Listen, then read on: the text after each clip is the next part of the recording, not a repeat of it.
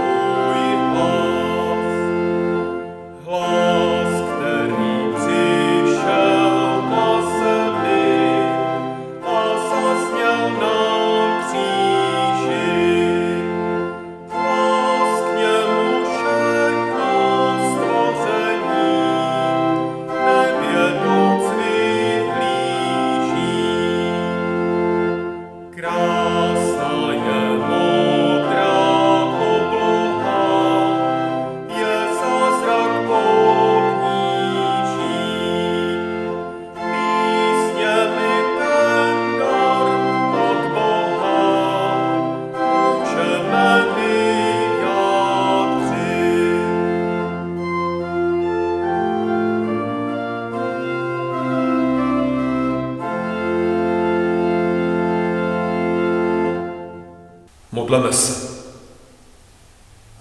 Svatý Bože, děkujeme, že v tuhle chvíli můžeme být spolu v Duchu Svatém, i když jsme tělem vzdáleni jeden od druhého. Děkujeme, že nám dáváš dostatek prostředků a možností, jak překonat samotu, odloučenost, izolaci. A děkujeme, že tam, kde vane tvůj duch, nejsme nikdy sami. Děkujeme ti za nedělní ráno, děkujeme ti za den Páně a prosíme, pomoz nám jej strávit v pokoře a užitečně, abychom příležitost nezahodili. Prosíme v tuhle chvíli, abys nám otevřel svatá písma, když se sdílíme pomocí slova. Prosíme, abys naše srdce otevřel také naději, která z tvého slova vychází. Aby v našich životech nehrál prim strach a úzkost. Prosíme také, abys nám do srdcí vložil činorodou lásku, která nezůstává u slov, ale je vykloněná k jednání. Pane, prosíme také, abys od nás vzdálil to, co nám brání ve společenství jedněch s druhými i s tebou. Tvrdost srdce, malomyslnost, všechno to, čím se od tebe vzdalujeme. Prosíme, buď zvláště s našimi nemocnými a starými. Dej, ať evangelium a jeho hlas dolehne všude tam, kde člověka skličuje obava a úzkost. Pomoz i nám, abychom byli posly dobré zprávy. Požehnej nám. Amen. Vyslechneme pravidelná sborová ohlášení. Tak tedy déjà vu.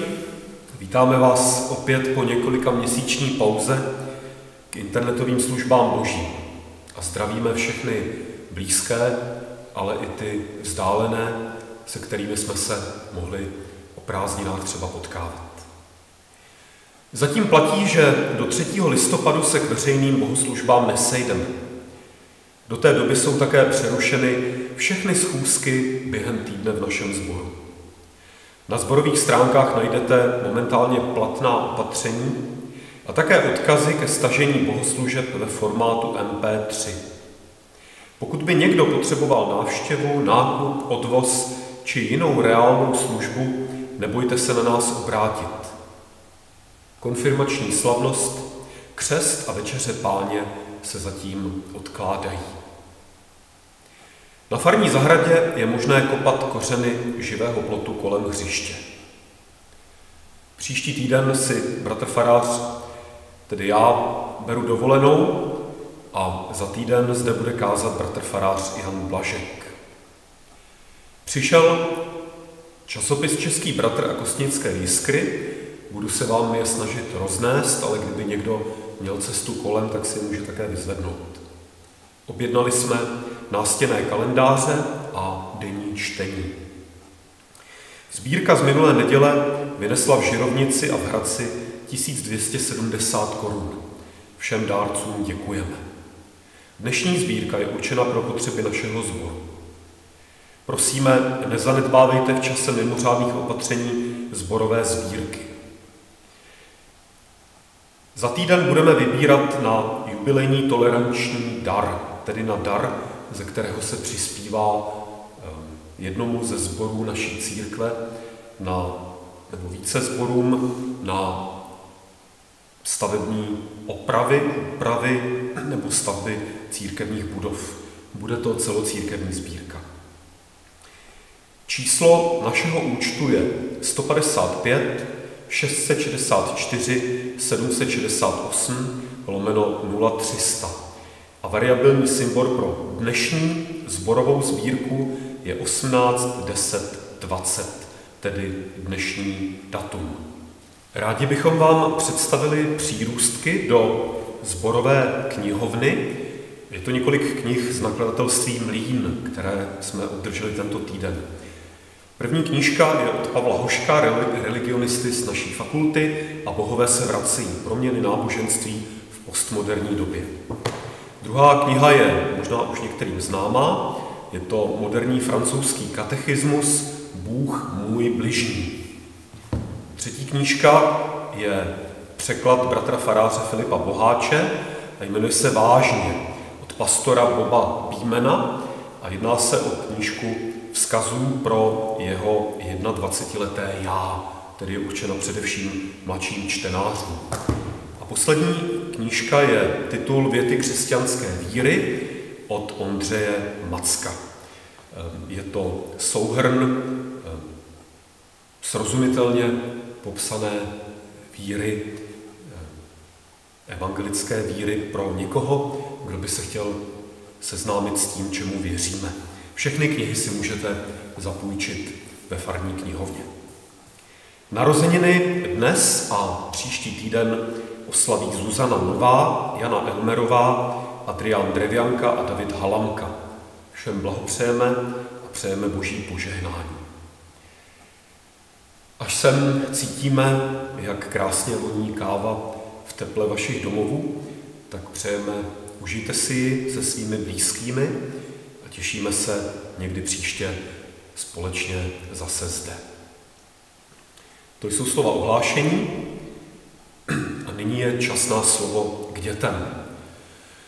Kluci a holky, kdyby byl týden jako ty obvyklé, bez karantény, bez mimořádných opatření, ptal bych se vás v pátek postupně na všech schůzkách, jakou písničku si chcete zaspívat a vsadím se, že vy byste opakovaně navrhovali číslo 188 Vostnatej drát.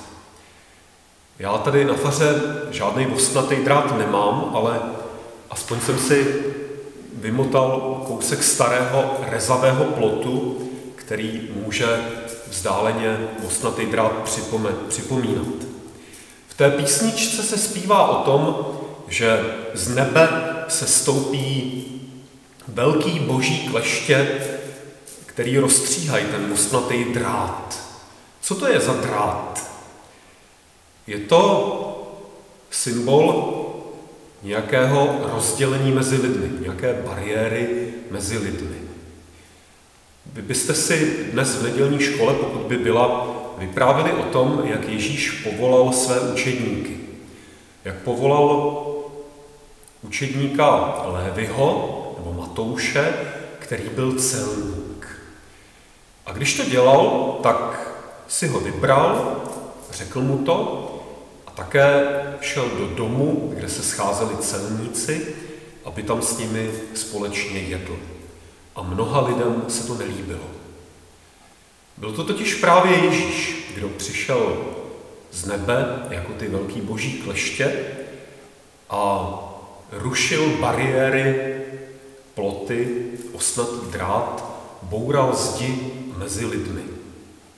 Mezi Židy a Samařany, mezi Židy a Řeky a Římany, mezi Židy, kteří se považovali za slušné lidi a těmi, které slušní lidé za slušné nepovažovali, třeba prostitutkami nebo celníky, nebo lidmi nemocnými, posedlými, o kterých si lidé mysleli, že je trápí nějaký démon, nebo že je Bůh nemocí trestá. Jak by to asi bylo dneska, kdyby Ježíš přišel? Určitě by našel zase nějaké nové ploty, nové ostnaté dráty, které lidi svírají a rdousí jejich duše teď. Asi by to nebyly ploty mezi zdravými a nemocnými, asi by to nebyly ploty mezi celníky a zbytkem populace. Možná by to byly ploty mezi fanoušky různých fotbalových týmů, možná by to byly ploty mezi příznivci různých politických stran, příznivci různých druhů hudby, umění, nebo různými spolky a skupinami, které na sebe někdy ve společnosti hodně upozorňují a ne každému se to třeba líbí. Nechám to na vás, abyste sami přišli na to, jaké ostnaté dráty a jaké ploty by Ježíš dnes rozstříhal. Nemám správné kleště na stříhání ostnatého drátu, ty jsou velikánské, obrovské A jsem docela rád, že jsem je nikdy nepotřeboval, že kolem mne žádné takové ostnaté dráty nejsou. Tak jsem vzal aspoň tyhle kleště, kterými tahám hřebíky, a ještě takovéhle malé, a schválně zkusíme, jestli to jde ten drát rozstříhnout. Jde to. Tak ať se i vám v životě daří všechno, co vás svazuje a škrtí, nějak rozstříhnout a osvobodit se. Teď zaspíváme tu písničku. Mou duši svírá, mou duši dusí, marně se vzpírá, škrtí ji had. Srdce mi trhá na krvavý kusy, šedivej drát, husnatej drát, kam až se může, kam dál o krok ani. Přítel, koho smíš mít rád, černý či bílý, zbytečný je ptaní. Slovo má drát, husnatej drát, co už je shnilý, dá se přikryj flíkem, a co je puklý, dá se zdrátovat. Zlatý dno láká stát se učedníkem, firmy drát, husnatej drát. Nesahej, brácho, na drát padlej na zem, vždyť z hůry dolů spolu s ďáblem pak. Čertem si žertem hraje jenom blázen, tak nech ten drát, husnatej drát. Až přijde příval vohnivýho deště, ohnivý keře budou v ten den plát. Sestoupí z nebe velký boží kleště, rozstřihaj drát, husnatej drát. Sestoupí z nebe velký boží kleště, rozstřihaj drát, husnatej drát. Slova prvního čtení jsou zapsána v Evangeliu podle Lukáše v kapitole 24. od verše 40. do verše 53. Tehdy jim otevřel mysl, aby rozuměli písmu. Řekl jim, tak je psáno, Kristus bude trpět a třetího dne vstane z mrtvých. V jeho jménu se bude zjistovat pokání na odpuštění hříchů všem národům, počínajíc Jeruzalémem. Vy jste toho svědky. Hle, sesílám na vás, co slíbil můj otec. Zůstaňte ve městě, dokud nebudete vyzbrojeni mocí z výsosti. Potom je vyvedl až k Betánii, zvedl ruce a požehnal jim. A když jim žehnal, vzdálil se od nich a byl nesen do nebe. Oni před ním padli na kolena, potom se s velikou radostí vrátili do Jeruzaléma. Byli stále v chrámě a chválili Boha. Amen. Další píseň, kterou zaspíváme, má číslo 349. V nás srdce hořelo.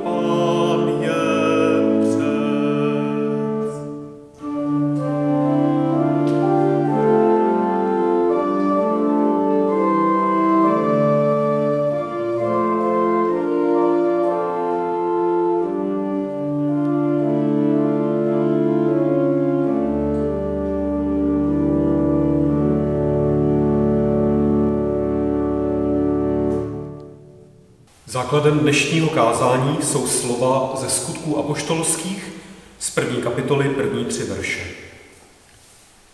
První knihu Teofile jsem napsal o všem, co Ježíš činil a učil od samého počátku až do dne, kdy v Duchu svatém přikázal svým vyvoleným apoštolům, jak si mají počínat, a byl přijat k Bohu. Jim také po svém umučení mnoha způsoby prokázal, že žije. Po 40 dní se jim dával spatřit a učil je o království Božím. Blahoslaveni, kteří slyší slova a uchovávají je ve svých srdcích. Amen. Milí přátelé, chtěl bych dnes mluvit o tom, jak pozoruhodným způsobem na 4 různé způsoby popisují 4 evangelisté čas a také místa po Ježíšově ukřižování. Tedy, jak to popisují v té starší verzi evangelií, ještě před pozdějšími dodatky u Marka a Jana. Chci o tom mluvit, protože i my nějak navazujeme na to, co dělal a učil Ježíš. A je to tak, jako když kniha Skutků navazuje na evangelium.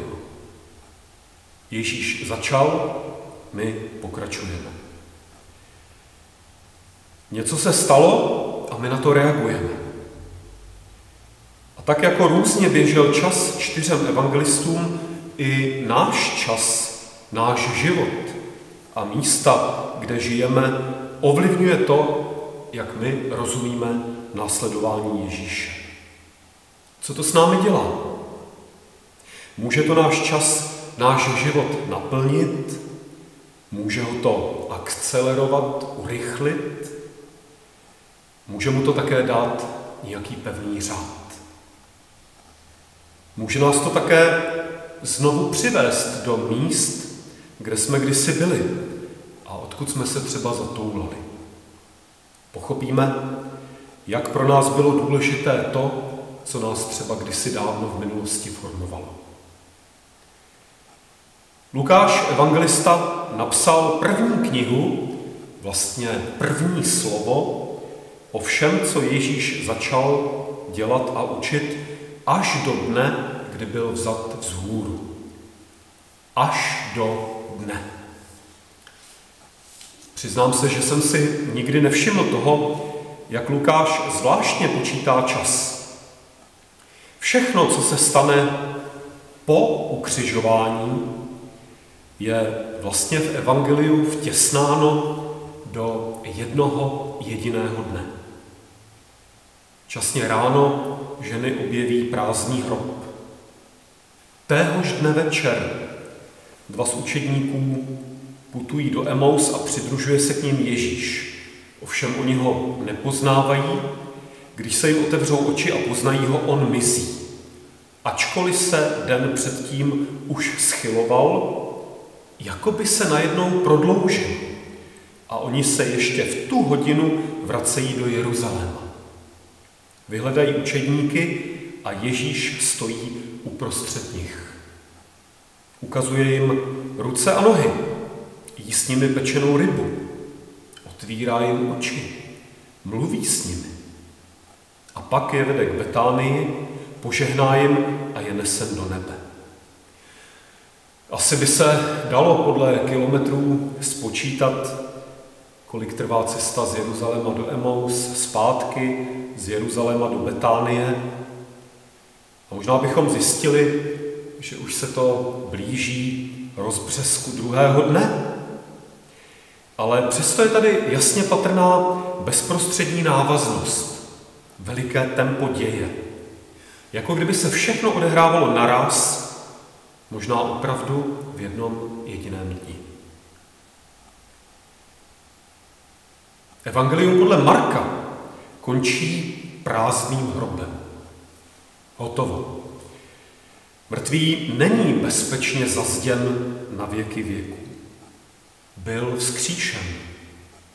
Běžte do Galileje, tam ho uvidíte. A tohle úplně stačí vědět. Hrob je totiž prázdný. čemu další slova? Znovu jeden jediný den. U Matouše je to po ukřižování trošku jinak. Není tam zmínka o počítání času. I když se všechno také odehrává velmi rychle, možná stejně rychle jako u Lukáše nebo u Marka. A také se všechno posouvá do Galileje. Anděl u prázdného hrobu říká, že Ježíš jde do Galileje. Ježíš, který cestou od prázdného hrobu potkává ženy, říká, ať jdou učedníci do Galileje, tam, že ho uvidí. Učedníci tam opravdu jdou, spatří Ježíše a dozvědí se, že mu patří veškerá moc na nebi i na zemi. A tak se všechno uzavře přesně tam, kde to začalo. U Jana je to úplně jinak. S Ježíšem se po ukřižování setká Marie a zprvu ho také nepoznává. Posílají učedníkům se zprávou, že vystupuje ke svému otci. Ten samý den Ježíš učedníky vyhledá.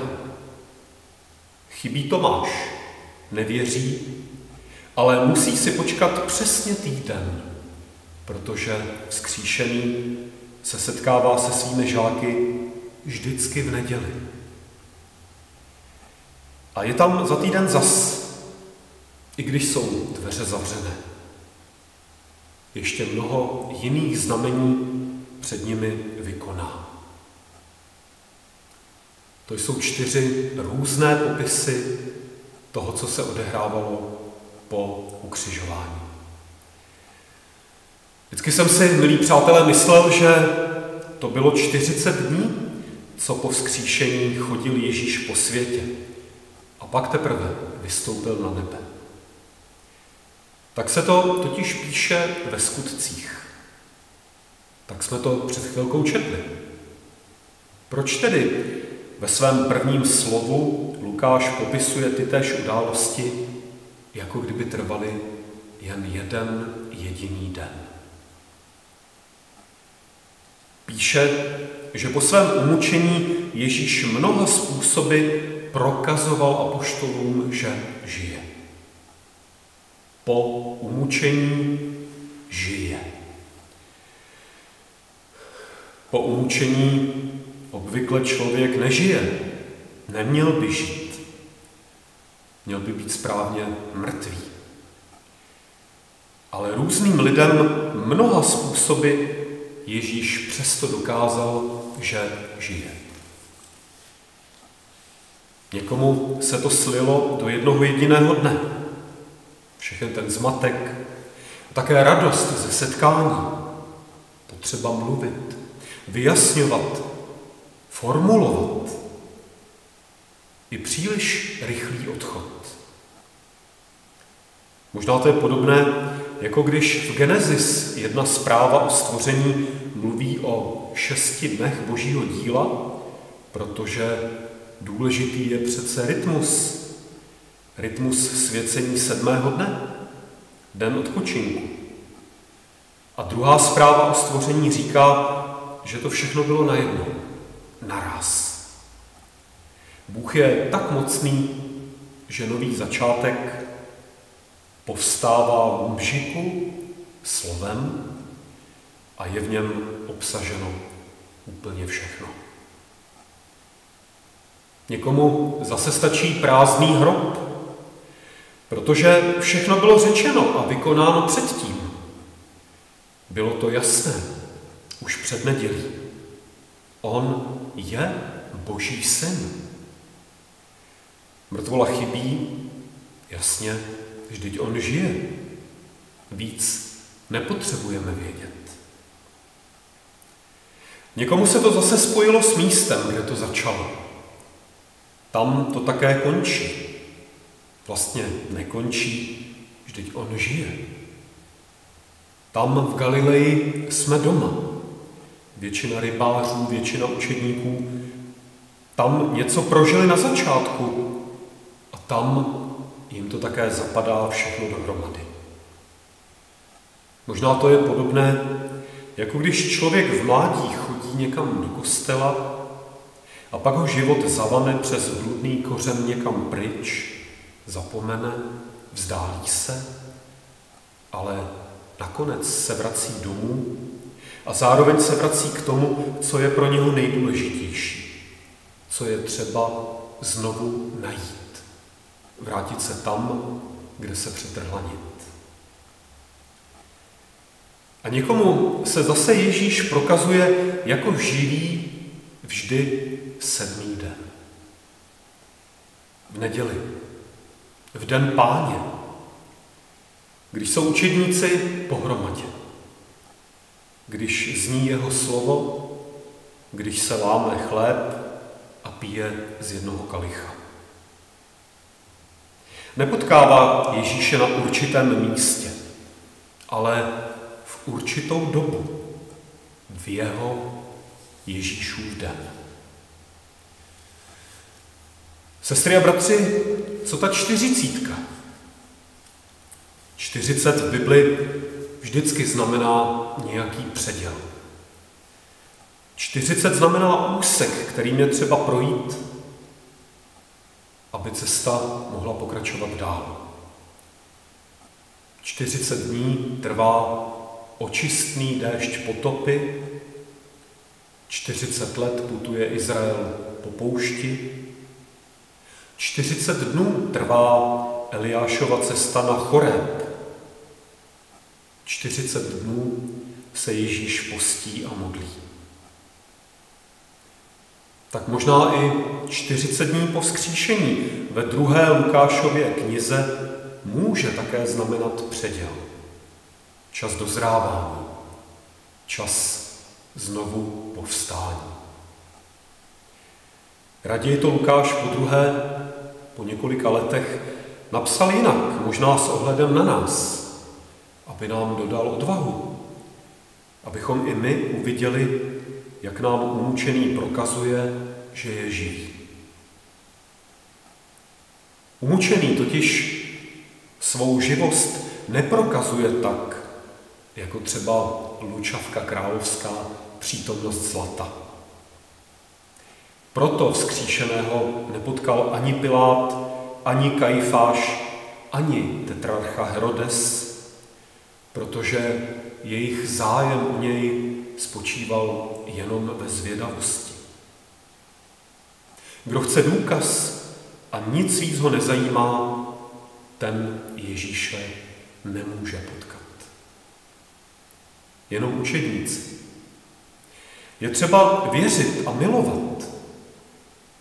K učedníkům patří i ženy, které Ježíše milovaly.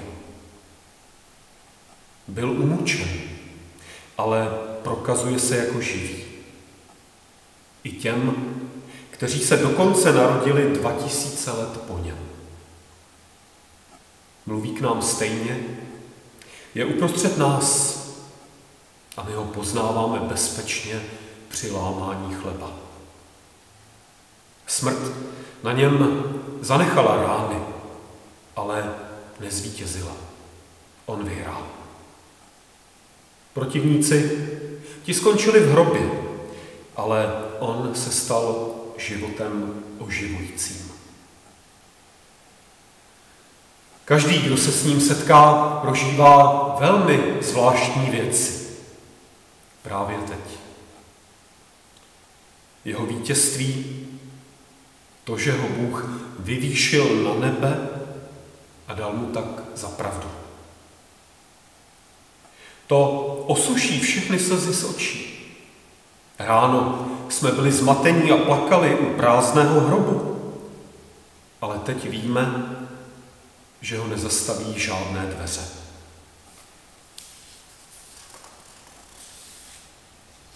Možná se rozhlížíme kolem po své realitě a říkáme si, tak tu máme 8. měsíc téhle lapálie. Ale velikonoční příběh nám může naznačit, že tohle není všechno.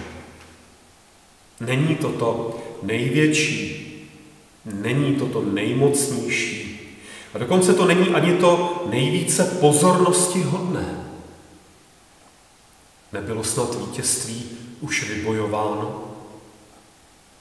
Zapomněli jsme na sílu, která přemáhá i smrt. V případě pochybností vraťte se do své osobní Galileje. Tam uvidíte, koho Bůh vyvýší. Ale vaše příští cesta, ta povede do Jeruzaléma. Je totiž třeba psát druhé slovo, druhou knihu. Jsou před námi činy, skutky. Završil se jeho den a přichází náš den. Když, sestry a bratři, Ježíš přikazoval apoštolům, jak si mají do budoucna počínat, samozřejmě věděl, že je čeká také spousta problémů a nesnadných situací. Ale nenasměroval je do bezpečí minulosti. Nasměroval je do epicentra svého vlastního zápasu. Jděte do Jeruzaléma. Protože odtud se rozšíří dobrá zpráva.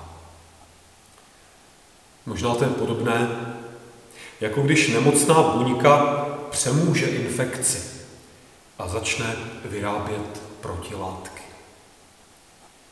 A pak přijde druhý den, druhá kniha, druhé slovo.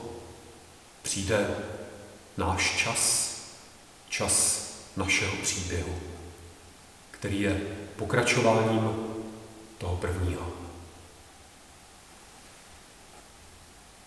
Pane Ježíši Kriste, každý z nás tě potkává jinak. Děkujeme, že i když jsme lidé velmi různí, přesto si ty, umučený Pán, najdeš způsob, jak se nám prokázat jako živý. Děkujeme za to. Amen. Zaspíváme píseň číslo 350.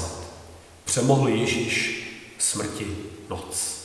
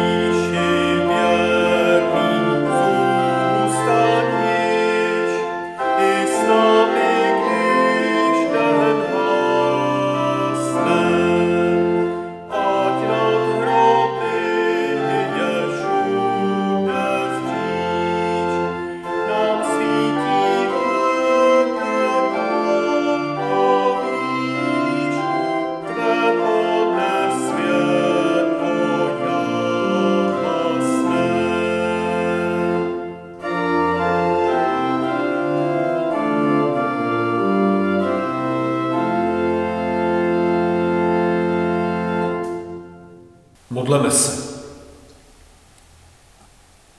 Pane Ježíši Kriste, někomu jako Markovi stačí, že hrob je prázdný, aby věděl, že příběh pokračuje dál. Tak někdy i tvá nepřítomnost v našem životě naznačuje, že se máme pohnout dopředu, že všechno už se stalo a teď je to na nás. Někdo, Pane, prožívá svůj život jako jeden jediný den, ve kterém to dobré, to, co se podařilo, přemůže všechno to, co člověka vedlo k slzám. Někdo, Pane, potřebuje najít cestu zpátky, aby se tam dal dohromady, dokupy a mohl vyrazit směrem kupředu a už se nevracet. A někdo tě, Pane, potkává v tvůj den, v církvi, v kostele, ve společenství bratří a sester. Děkujeme, že nás dokonale znáš a víš, jací jsme. Kde je třeba, aby si nás podepřel, posílil, dal nám najevo, že žiješ. Ty, Pane, také znáš to, co v nás je náchylné ke smrti, co v nás zapomíná, co v nás je slabé, co potřebuje posílit. A tak děkujeme za tvé evangelium, které pomáhá, abychom vykročili kupředu, i třeba směrem, kde očekáváme nepříjemnosti. Děkujeme, že se nemusíme bát. Prosíme, buď s námi ve všech příštích dnech a připomínej nám své vítězství. Protože před námi je celý svět. Dej, aby tvé evangelium přinášelo účinnou pomoc všude tam, kde člověk zápasí sám se sebou, s okolnostmi.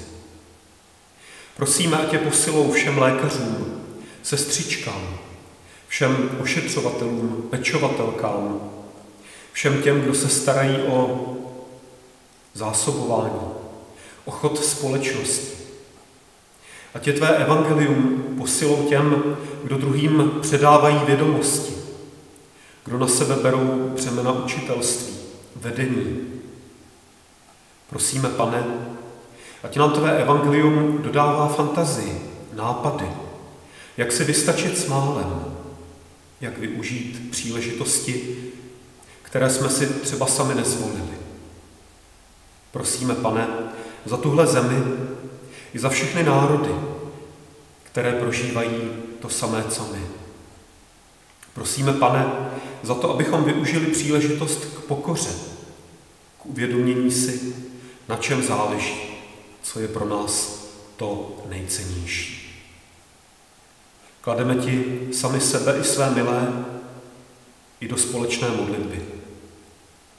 Otče náš, který jsi v nebesích, posvěť se jméno tvé, přijď království tvé, buď vůle tvá, jako v nebi, tak i na zemi. Chléb náš vezdejší dej nám dnes a odpusť nám naše viny, jako i my odpouštíme našim vinníkům. A neuveď nás v pokušení, ale zbav nás od zlého, neboť tvé je království, i moc, i sláva, na věky. Amen. A vyslechněme ještě slova poslání a požehnání. Nikdo z nás nežije sám sobě a nikdo sám sobě neumírá. Žijeme-li, žijeme Pánu. Umíráme-li, umíráme Pánu. Ať žijeme, ať umíráme, patříme Pánu. Vždyť proto Kristus umřel i ožil, aby se stal Pánem i mrtvých, i živých. Milost našeho Pána Ježíše Krista, láska Boží, dar a přítomnost Ducha Svatého nechť jsou a zůstávají s námi se všemi. Amen. Rozloučíme se zpěvem písně číslo 399 v sítí tomto pravme sobě a zaspíváme prvních 6 slok.